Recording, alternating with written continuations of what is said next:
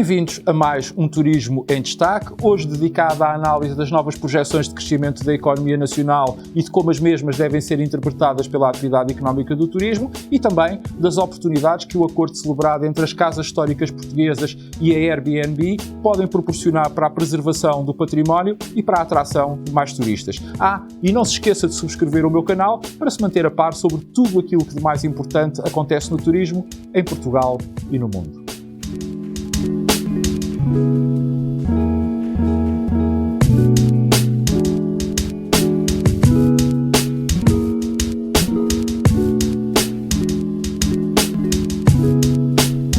É verdade, no âmbito do Programa de Estabilidade e Crescimento 2023-2027, o Governo veio, a semana passada, rever em alta as projeções de crescimento da economia nacional, nomeadamente a da criação de riqueza, sendo que atribuiu para o período um crescimento médio anual do nosso Produto Interno Bruto de 1,9%. Ora, esta revisão destas projeções veio alinhá-las um pouco mais com aquelas que mais recentemente o Banco de Portugal também anunciou, que previam, nomeadamente para 2023, um crescimento do PIB de 1,8%. Ora, como se sabe, o Governo, a quando da apresentação e aprovação do Orçamento de Estado para este ano, tinha previsto um crescimento de 1,3% do PIB, que agora veio a aumentar em meio ponto percentual, exatamente para o nivelar de acordo com as projeções do Banco de Portugal. E, portanto, tendo em consideração o quadro quer interno, quer externo, do ponto de vista do cenário macroeconómico em que estamos inseridos, esta acaba por ser uma notícia positiva.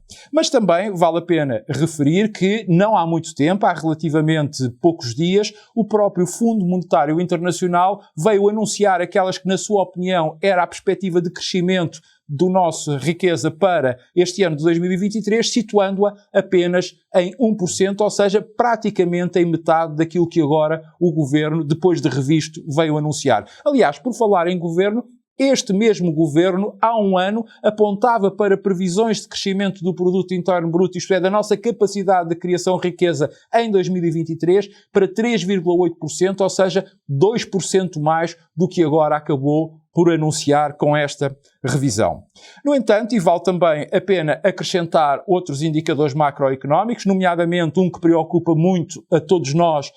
neste momento, que tem a ver com a inflação, onde o Governo prevê entre 2023 e 2028 uma inflação média de 2,85%, sendo que começa em 2023 com uma taxa de inflação que, aliás, já era a mesma que já estava contemplada no Orçamento de Estado para 2023 de 5,1%, para terminar em 2027 em 2%. Ou seja, aqui a notícia boa é que a maior queda se dá deste ano para o próximo, ou seja, a inflação estima ao Governo que cairá de 5,1% em 2023 para 2,9% em 2024. Já no que diz respeito às contas públicas, o Governo estima que o déficit zero só será alcançado em 2026, sendo que este ano ainda registraremos um déficit de 0,4%, para o ano 0,2%, em 2025 0,1%. Finalmente, no que respeita ao desemprego, o Governo também prevê que a taxa de desemprego baixará dos atuais 6,7% deste ano para 5,8% em 2027, ou seja, estamos aqui a falar de uma pequena descida que não chega a 1%, de 0,9%. No entanto, o Governo não explica quais as razões que estão por trás desta descida, se a mesma se deve ou se deverá ao dinamismo da economia ou se, por outro lado, por exemplo, terá a ver com a nossa evolução demográfica, nomeadamente com o envelhecimento e consequente diminuição da população ativa. Espero eu e creio que esperamos todos que a principal razão desta diminuição do desemprego seja exatamente o primeiro ponto que apontei, ou seja, a criação de emprego fruto da dinâmica da economia. Mas, perante este quadro, ou se quisermos este pano de fundo, este cenário, vejamos então como é que podemos interpretar estas projeções que o Governo veio agora adiantar. E sobre isto eu gostava de, sobretudo aqui, registar três grandes notas. A primeira nota para referir que este é um crescimento fraquinho, diria mesmo até anémico, ou seja, em minha opinião, todo o crescimento económico ficar abaixo dos 3% é francamente mau. E também é um crescimento que nos vai fazer cair ainda mais no ranking da União Europeia e da própria zona euro, acabando por sermos ultrapassados por outros países que presentemente ainda estão atrás de nós no que diz respeito à criação de riqueza, ou seja, vamos ser cada vez mais atirados para a chamada cauda da Europa. Uma segunda nota para fazer referência que as verbas do PRR, do Plano de Recuperação e Resiliência, tal como eu vi aqui já por inúmeras vezes antecipado, vão acabar por não ter grande impacto no desenvolvimento e no crescimento da nossa economia, aliás, até porque muitas delas, ou a grande parte delas, a sua esmagadora maioria, irão ser diretamente canalizadas para o setor público e não para as empresas, o que vai, de alguma forma, dar um péssimo sinal, já que provavelmente esta é a última oportunidade que iremos ter de recebermos tão grande número de fundos ou fundos em tão grande dimensão provenientes das entidades comunitárias, e demonstra também que o Estado não é capaz, nem sequer é competente para criar riqueza. Diga-se, em abono da verdade, também não tem que o ser. Essa riqueza tem que ser, sobretudo, e é papel a sua criação dos agentes económicos privados, mas para isso é preciso que lhes sejam dadas condições, o que, como vemos, não é o caso. E, finalmente, uma terceira nota para referir que as minhas expectativas, aliás, creio que à semelhança das expectativas de grande parte dos portugueses, saíram goradas, porque estamos numa legislatura com um quadro de estabilidade política como há muito não havia, alicerçado na maioria absoluta que resultou das últimas eleições legislativas, e legislatura essa que coincide com a maior enxurrada de fundos comunitários de que há memória. Portanto, pedia-se e exigia-se a um governo muito mais ambicioso e que fizesse muito mais e, sobretudo, que fizesse duas coisas, quanto a mim, essenciais para o nosso progresso económico e social. Uma era levar a cabo as tão propaladas, tão faladas, tão ansiadas reformas estruturais. Para quê? Para criarmos um país mais amigo da economia e do investimento, menos burocrático, mais produtivo, mais desenvolvido e mais coeso social e territorialmente. E a outra, para aproveitarmos essa oportunidade para transformarmos profundamente o nosso modelo económico, alijando muito do peso que continua a impender sobre os ombros do turismo, que aparece sempre como o salvador da pátria em momentos de crise, provando de uma vez por todas que nós não temos turismo a mais, temos é o resto da economia a menos, e portanto podíamos retirar e aproveitar os bons exemplos que o turismo sucessivamente tem dado e replicá-los em demais áreas da economia. Para quê? Para diversificarmos a economia nacional e assim prepararmos o país para, quando necessário, quando houver uma nova crise, ter maior capacidade para a enfrentar, porque inevitavelmente, mais tarde ou mais cedo, seremos confrontados com uma situação dessa natureza. E já que falo aqui em turismo, vale a pena registar ainda dois indicadores que têm a ver muito com a atividade turística. Um é que o turismo representa hoje em dia cerca de 1/5, cerca de 20% do total das nossas exportações. E depois também que o turismo, a constelação de setores que integra a atividade económica do turismo, é toda ela de mão de obra intensiva, o que faz com que tenha um papel muito relevante na diminuição do desemprego. Ora, isto é importante porquê? Porque estas projeções que agora o Governo veio apresentar assentam na sua quase totalidade exatamente na revisão das exportações que foi feita. Por exemplo, no caso do Orçamento de Estado, o Governo previa em 2023 um crescimento das nossas exportações de 3,7% e veio agora corrigir para o corrente ano esse crescimento para 4,3%. Ora, sendo o turismo responsável por 1/5 dessas exportações, muito desse dinamismo económico vai ficar-se a dever à atividade, e também,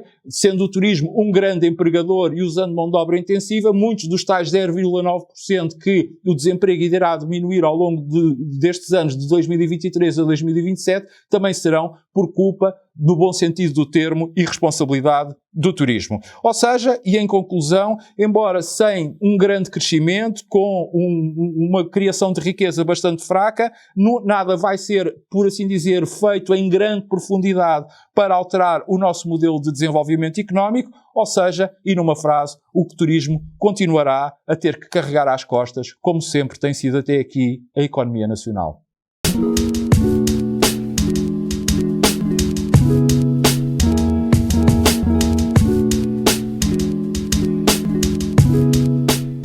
período onde tanto se tem falado de habitação e até algumas franjas têm vindo a demonizar o alojamento local, este acordo de cooperação entre o gigante tecnológico do setor do alojamento, a Airbnb, e a Associação Portuguesa de Casas Antigas é, quanto a mim, uma lufada de alfresco que merece naturalmente uma saudação. E esta saudação também é justa e também é merecida porque, acredito eu, vai ter um grande efeito, ou se quisermos até vai dar um enorme impulso, muito semelhante àquele que o alojamento local teve há alguns anos na revitalização e na vivificação dos centros urbanos históricos das nossas cidades, nomeadamente os casos mais visíveis são de Lisboa e o Porto, e também na recuperação do património edificado. Só que agora tudo isto vai acontecer justamente fora das cidades, sobretudo nas zonas rurais, ou seja, no interior. O que, quanto a mim, originará uma tripla vantagem. Desde logo, a preservação do património histórico-cultural privado, mas que também, é bom não esquecermos, faz parte daquilo que o país tem para oferecer do ponto de vista turístico, possibilitando aos proprietários terem acesso ao mercado e assim obterem receitas que ajudem a manter a qualidade desse seu património. Depois, vai provocar o alargamento da nossa oferta turística de alojamento, mas também da nossa oferta histórica e cultural, das nossas tradições e dos modos de vida das nossas comunidades locais, que, como se sabe também, hoje são uma grande motivação dos fluxos turísticos. E, finalmente, vai dar um contributo inestimável para o desenvolvimento do interior e também para a criação de dinamismo económico a nível local e motivo para que haja uma maior fixação das populações nas zonas rurais, atenta à dinâmica que o turismo provoca e induz nas demais áreas da economia. Aliás, vale a pena aqui abrir um parênteses para dizer que este acordo pode ser um excelente, um fantástico complemento do programa Revive, que, como se sabe, foi criado há alguns anos e que é gerido pelo Turismo de Portugal e que tem como objetivo promover justamente o investimento na valorização, na recuperação e no aproveitamento turístico de imóveis devolutos do património público e que tão bons resultados tem vindo ao longo de todos estes anos a dar, conjugando na perfeição aquilo que é o interesse público com a capacidade empreendedora da iniciativa privada e também com as crescentes tendências da procura turística, da sustentabilidade à natureza, da história à cultura, ou seja, proporcionando experiências e emoções únicas que hoje em dia são cada vez mais procuradas por quem viaja.